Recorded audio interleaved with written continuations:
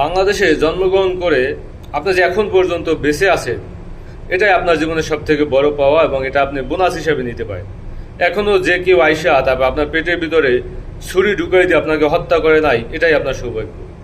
আপনি যে ঢাকা শহরের এই ধুলোবালি গ্রহণ করে আপনি যে আপনার হার্ট যে ব্লক হইয়া আপনি যে মৃত্যুবরণ করেন না, এটাই আপনার সৌভাগ্য।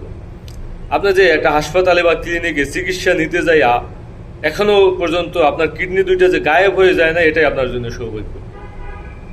এভাবেই চলতেছে। এত এত মিসম্যানেজমেন্ট, এত এত দুর্নীতি, লুটপাট, এত রাহাজানি, এত অনিয়ম, এত অব্যবস্থাপনা থাকার পরও আপনি যে বেঁচে আছেন, আমি যে বেঁচে আছি, এটাই সৌভাগ্য। এটুকুই। এভাবেই আপনি ধরে নিতে পারেন আপনার জীবনের সার্কেল। মানে কল্পনা করা যায় ঢাকা শহরের মধ্যে একটা গণবসতিপূর্ণ এলাকায় আপনি সেখানে বিমান বাহিনীর ট্রেনিং করাইতেছেন, তাও যুদ্ধ বিমান দিয়ে।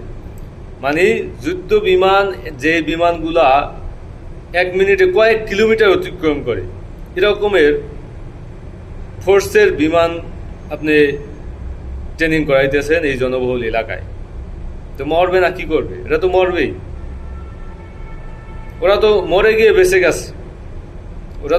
গিয়ে বেঁচে গেছে নিষ্পাপ বাচ্চারা। হয়তো আল্লাহ তাআলা তাদেরকে জান্নাত দান করে দিবে।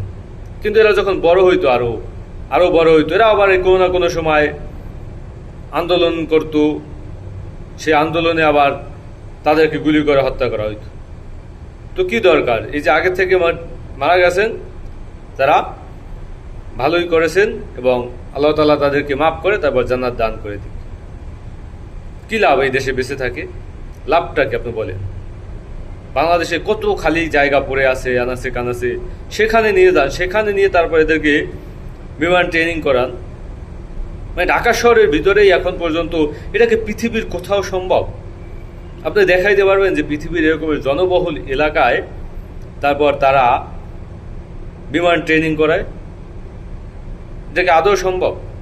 আর সেই 1972 না 73 সালের সেই লক্কর বিমান দিয়ে এখন পর্যন্ত আপনারা ট্রেনিং করাইতেছে। অনেকে বলতেছেন এই বিমানটা অনেক পুরনো।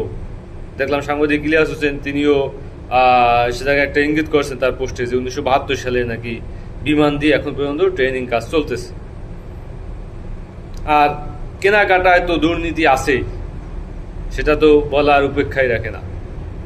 তো এভাবেই চলতেছে। যে যেভাবে পারছে সে সেখান থেকে লুটপাট করতেছে, দুর্নীতি করতেছে, ঘুষ খাইতেছে।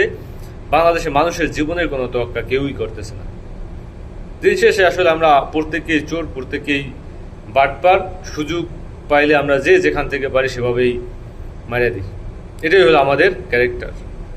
এই যে একটা বড় আন্দোলন গেল, আমরা ভাবছিলাম যে আন্দোলনের পর বাংলাদেশে একটা আমূল পরিবর্তন আসবে, একটা বড় রকমের সংস্কার হবে। কিন্তু বাস্তবতা আসলে আমরা কিছুই হলো না, আমরা কিছুই পেলাম না। এখন আপনারা বলবেন যে 1 বছরে কি করা যায়? 1 বছরে কোনো কিছুই করা যায় না, আবার করলে অনেক কিছুই করা যায়, অনেক কিছু করা সম্ভব। কিন্তু সেটা করার সক্ষমতা আপনার আছে কিনা, বা আপনি সেটা করতে পারবেন কিনা, করার মুরদ আছে কিনা। এখানে আপনি যতদিনই বাঁচবেন ততদিনই ধরে নিতে হবে আপনি বোনাস জীবন যাপন করতেছেন। আপনি এই জীবনটা আপনার সেই জন্মগ্রহণ করার পরই আপনার মৃত্যুবরণ করার কথা, এখন যে বাইসে আছেন আপনি বোনাস লাইফ নিয়ে বাইসে আছেন।